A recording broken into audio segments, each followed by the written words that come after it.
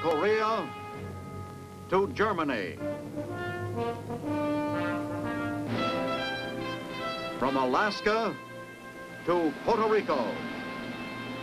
All over the world, the United States Army is on the alert to defend our country, you, the American people, against aggression. This is the big picture. An official television report to the nation from the United States Army. Now, to show you part of the big picture, here is Sergeant Stuart Queen.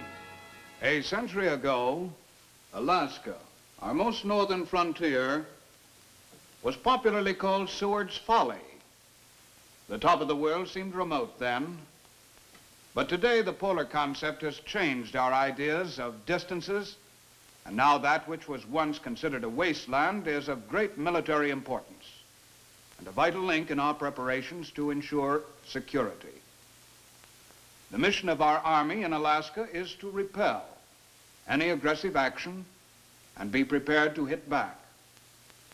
An important segment of our force which is fulfilling that purpose are men who were born above the Arctic Circle, the Alaskan Scouts. They, along with the rest of our military establishment, undergo constant training and reevaluation in this land where nature herself is hostile, Alaska. That's Nunivak, just a tiny dot of an island on the map. But like all other settlements of our northern frontier, a big contributor in our country's effort to stop the spread of communism. On the surface, things look the same here as they've been for hundreds of years. That's what one might think at a first glance. But you find out differently if your assignment is to help train the scout units of the Alaska National Guard. Increased contact with the outside world has changed the outlook for the Eskimos. There's a great thirst for knowledge, and much emphasis is placed on the importance of schooling for the future generation.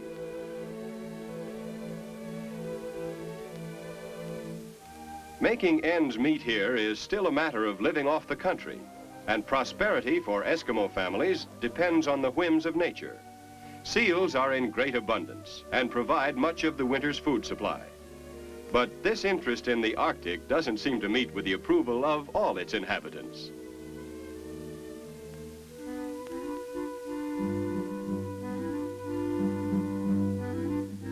Reindeer not only provide meat, but strong, pliable hides as well. This leather is used in making most of the clothing in the Eskimo wardrobe. Dire necessity was the mother of many an Eskimo invention, which has enabled him to survive in the Arctic. The kayak's design hasn't changed in 1,000 years, and the development of the dog sled had the same effect in the frozen north as did the development of the automobile in the United States. Only difference is there's no traffic problem here. This is the family car of the Arctic. It took generations of breeding to finally produce the strain of husky that had the same relative power and endurance as an engine off a Detroit production line. These people are great hunters, and a prize catch is a walrus, a veritable gold mine. Every part of it is put to use. The meat is food. The blubber gives oil for heat and light, and the intestines are used for making excellent waterproof garments and food containers. Tools and many kinds of decorative objects are carved from the ivory tusks. This is the way of life in the frozen north, the region which has become one of the most strategically important spots in the world. This is the life that the polar concept is changing. These are the citizen soldiers whose skills and knowledge of the ways of the Arctic have become the eyes and ears of America's defense effort in the north. That's Jimmy Williams chopping wood. Sergeant Jimmy Williams of the 2nd Scout Battalion of the Alaska National Guard. His doorway looks out over the ice floes toward the east. Across that sea is the land of the Soviets, Russian Siberia. That's one of the big reasons why Jimmy's joined the Scouts. He and his family hardly know an idle moment. There are no fancy department stores up here, and during the long winter, the women spend a lot of their time making clothing from furs and hides. Even the little ones are kept busy. They start knitting just as soon as they're big enough to hold the needles. There's great invention put into the patterns and designs which have been handed down for generations. Eskimo men have a long tradition of ivory carving to follow. Here, Jimmy is putting the finishing touches on a small piece of sculpture. These are sold or traded at the village store and find their way to art shops around the world. It's one of the few means of producing something for cash.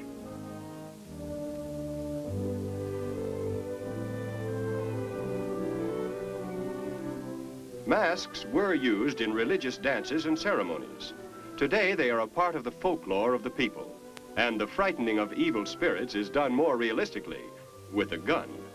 That's why nearly every Eskimo in Alaska has joined the National Guard, because they live so close to the evil spirits who threaten the existence of freedom in the world.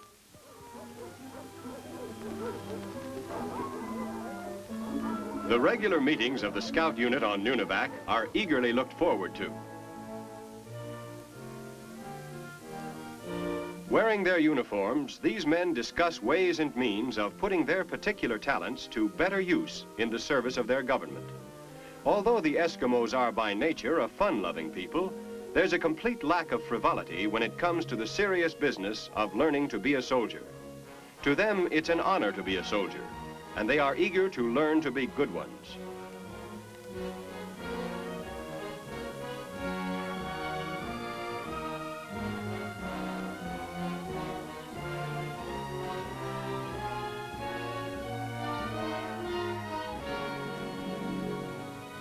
The weekly drills are big events in most of the communities. They're held in all kinds of weather. They learn to handle themselves and their equipment according to the standards of the Army. It's quite a change, swapping spears and harpoons for rifles. But all of them had had no difficulty in adapting their old methods for new ones, in order that their knowledge be integrated with that of the service. These formations take place once a week, but Jimmy and all the other scouts are on the alert 24 hours a day.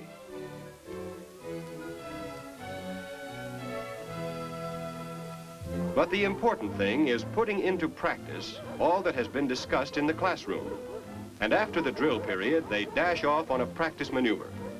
The basic purpose of these units is gathering information and acting as harrying forces in the event of an enemy attack. Their on-the-spot presence would save valuable time needed to send regular troops should an enemy dare an invasion. To many of these men, the mythical enemy of this tactical problem is quite real. Perhaps one of the reasons that the Alaskan Territory has a higher percentage of enrollment in the National Guard than any state in the Union is that they live in the only part of the Western Hemisphere that was invaded in World War II. Early in 1942, Japanese forces landed on the Aleutian Islands of Attu, Agatu, and Kiska. It was only then that most of America became aware of the necessity of strengthening our power in the north. Now that the air route over the top of the world has become the shortest distance between the great powers, it is even more important.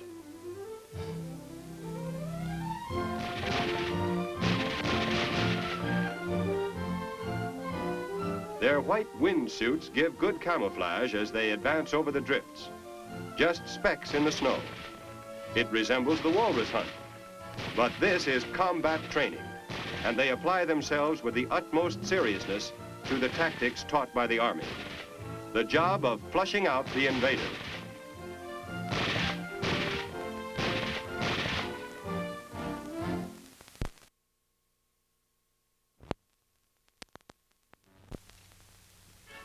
Household larders are stocked when word comes that the men will be going on a long trip. They're taking part in a field encampment at Fort Richardson, many miles to the south. Most of them have never actually seen the ways of modern life, and at last they'll get a chance to see things like automobiles and tall buildings. A last-minute chore is ensuring a good water supply. Like many of the things basic to Arctic living, it's a simple task. Just blocks of ice to be melted when needed. Finally, the day of departure. A ski-equipped plane appears on schedule, and the dogs make a lot of noise as they race it to the landing area. There are many airplanes in Alaska, but not many Eskimos get to fly in them, and it will be an exciting experience. All of the scouts are determined not to miss this unusual opportunity. Some will travel as much as 70 miles by sled or on foot to a place where they can be picked up. To the north, a group is assembled at Kotzebue. These men live within sight of Russian territory. The international date line runs near their village, and on Monday, they can look across the Bering Straits to where the day is Tuesday. Finally, all from the outlying areas have been assembled and equipped for the long flight south to Anchorage.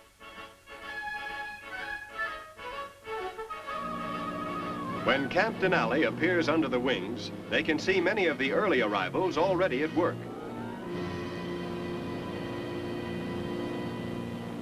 These men realize the amount of time and effort that the Army is putting into the project, and they all listen to the briefings with strict attention. The rifle range is a popular place, but there's one complaint. The targets are too big for these sharpshooters who can hit the eye of a seal on an ice floe at 100 yards. For the most part, classes are held out of doors in sub-zero temperatures, but this is no handicap to men who spend almost all their time in the open.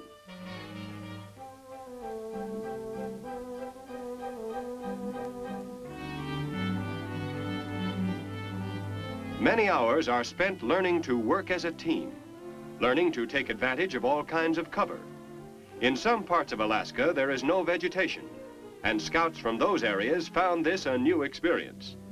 But their general application had the same elements of patience and observation which they practiced on their hunting expeditions.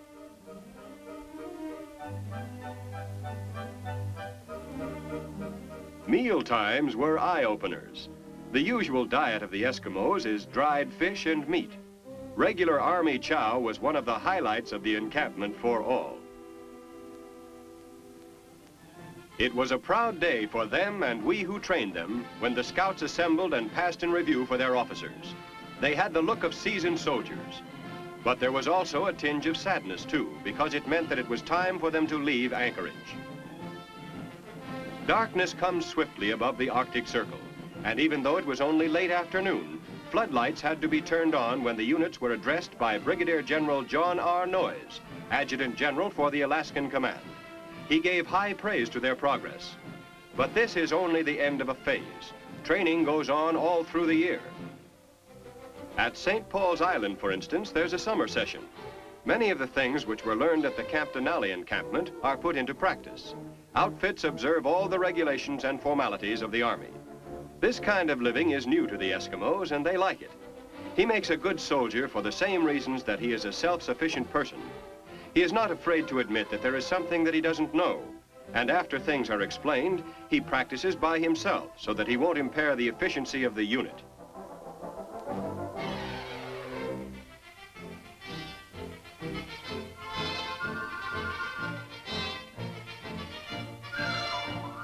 In contrast with the short days of winter, there are now plenty of daylight hours in which to sharpen techniques.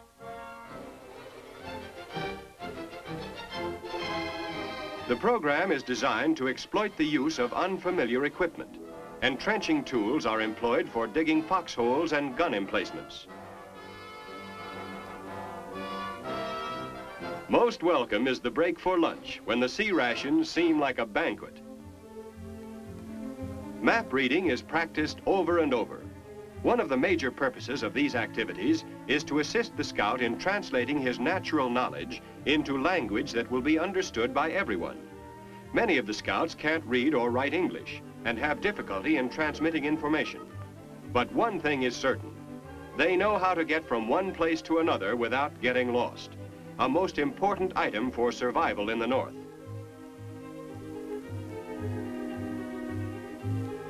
This mission is typical of the things that they work on, gathering information, or as their instructor put it at Camp Denali, go out and see what you can see and come back and say what you saw.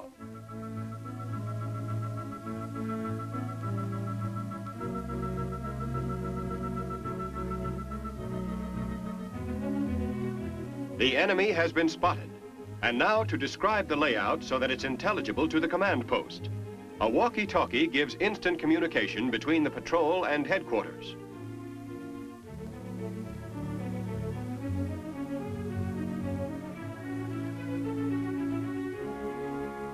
No matter what the season or place, these citizen soldiers of Alaska are putting everything they have into helping our Army fulfill its mission in the North.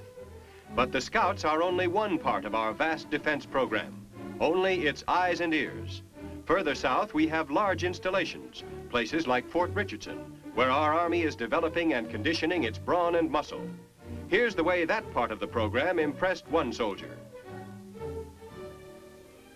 Yes, sir. When you first hear that you're assigned to the Alaskan Command, it comes as quite a surprise.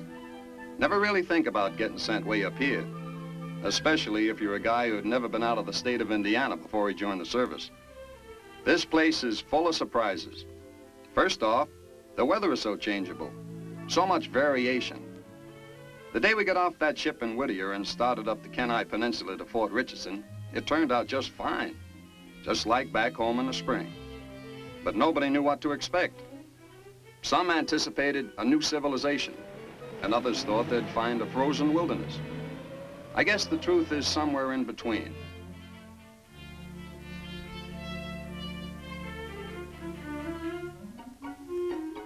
While enjoying the train trip, we were interviewed by a classification team and assigned to an outfit even before we got to Fort Richardson. I'm going to the 196th Infantry.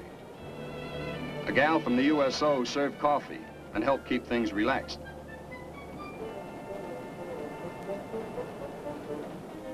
And there was another one of those Alaskan surprises. Anchorage is just like any town back home. All the improvements of modern living. In fact, I learned later that this place was way ahead in some respects. It seems that when people come from the interior, they want every modern convenience and are ready and willing to pay the price. We finally got to Fort Richardson, and after reading stories about shacks and igloos, it was quite a shock. This was going to be my home for quite a while, and I liked the way it looked.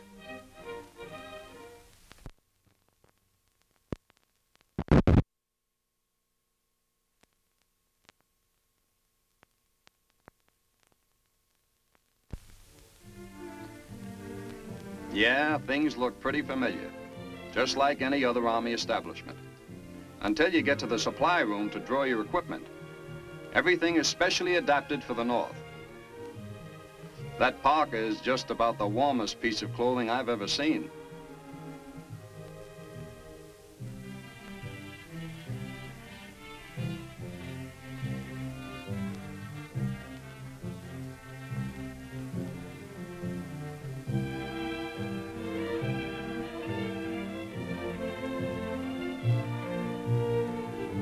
The correct size of gloves is extremely important up here.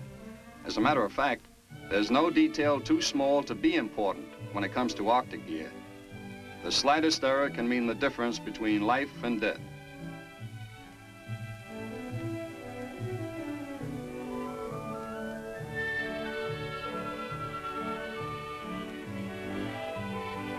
Footwear has to fit perfectly. By that I mean, they can't be too tight or they'll cut off the circulation and encourage frostbite. If they're too big, your feet will blister.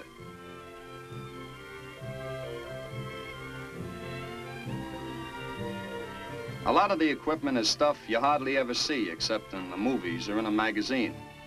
But all of it has been thoroughly tested before being generally issued.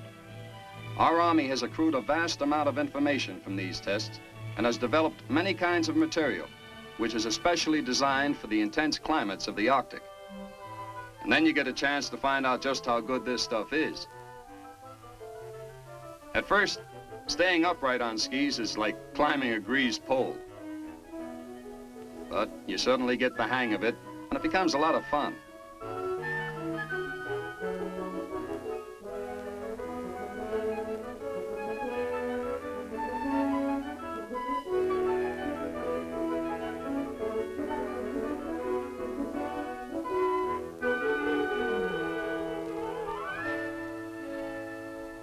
A physical checkup is given periodically.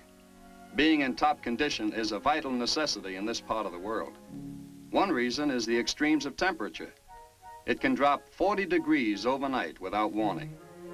The best means of fighting frigid weather is a healthy constitution.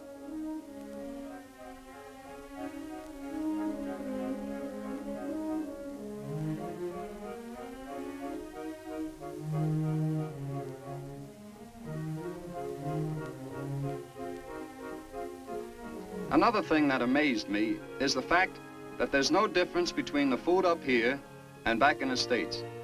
In spite of the fact that it's all carted thousands of miles, the menus are just the same.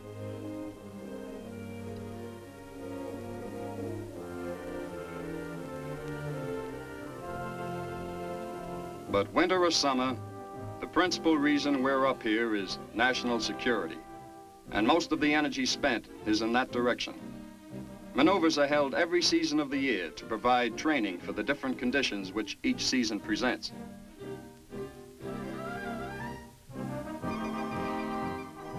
Out in the field, unit commanders get together to plot a plan of action. These operations will test and train personnel and their equipment, which will include clothing, vehicles, fuels, lubricants, weapons, and tactics. Under no circumstances will the Arctic provide an easy highway for overland attack on American cities. Preparations like these will discourage an aggressor from considering such a move. It is generally agreed that ground force action against any areas vital to our security could be repelled by a well-trained force, and our Army is taking no chances. Final plans are made for mounting a mock attack on an Alaskan town. The tactical problems arising from this invasion will give all units a chance to improve their skills under varying conditions. A flight looms overhead, and the aggressive force floats to Earth. This is typical of the kind of invasion one can expect. Alaska is right in the path of long-range flights, which could come from the other side of the globe.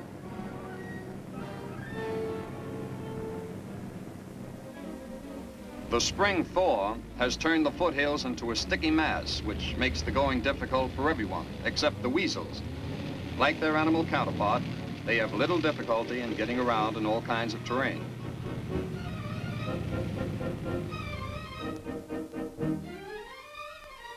Repairs, which are comparatively simple under normal circumstances, become major problems under these unusual conditions. Changing a tank track requires a lot of perspiration and patience.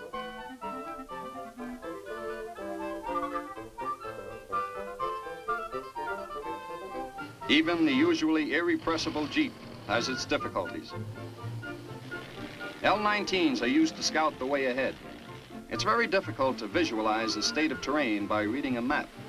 Vast quantities of water pour down from the melting mountaintops and completely change the shape of the country. Placid streams become roaring torrents, and many ways are improvised to keep moving along.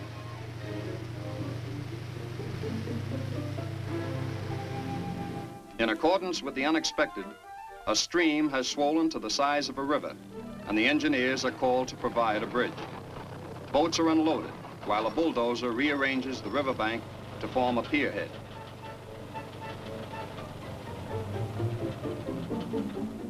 Then begins the assembly of the pontons, which will be the supporting structure. But nothing is ever simple in the Arctic. There's always the added touch of nature to make things difficult. The glacier is giving off large chunks of ice, which could cause serious damage and ruin all the work. The only thing to do is get rid of them.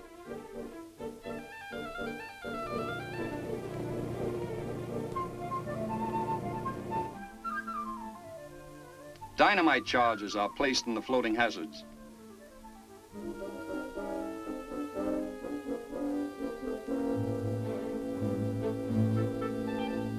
After all is set, the men move off to a safe distance before the switch is turned.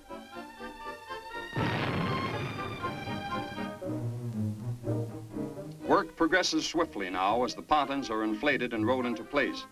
Another obstacle cleared by the ingenuity and skill of the engineers.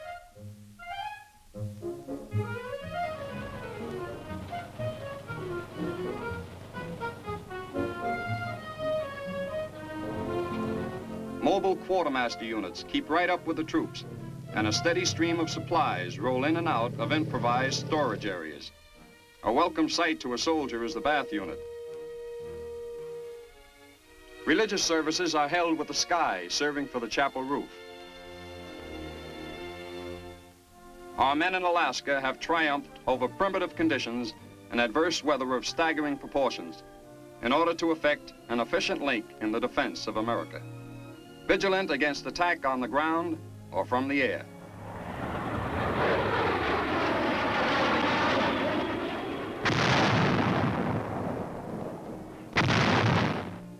On a recent inspection trip, Army Chief of Staff General Matthew B. Ridgway led a delegation from the Pentagon. He saw and approved the results of our efforts to make the northern frontiers safe.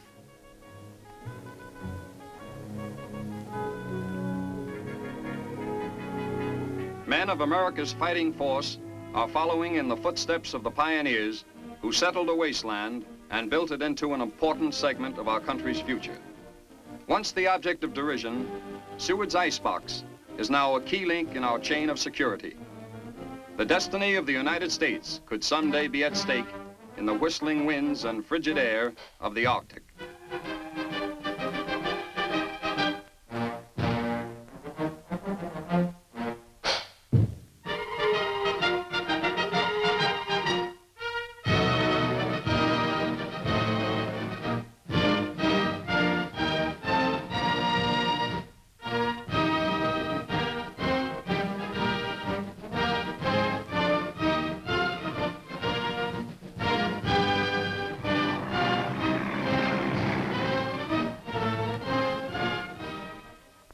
Problems of overcoming obstacles which nature puts in the way of our defense of Alaska are being solved. Despite most difficult conditions, men and equipment are learning the specialized tactics necessary for functioning in the Arctic at the peak of efficiency. Our Army is ever vigilant at the top of the world. This is Sergeant Stuart Queen, inviting you to tune in next week for another look at your Army in action on The Big Picture. The Big Picture is a weekly television report to the nation on the activities of the Army at home and overseas. Produced by the Signal Corps Pictorial Center. Presented by the U.S. Army in cooperation with this station. You can be an important part of the Big Picture. You can proudly serve with the best equipped, the best trained, the best fighting team in the world today, the United States Army.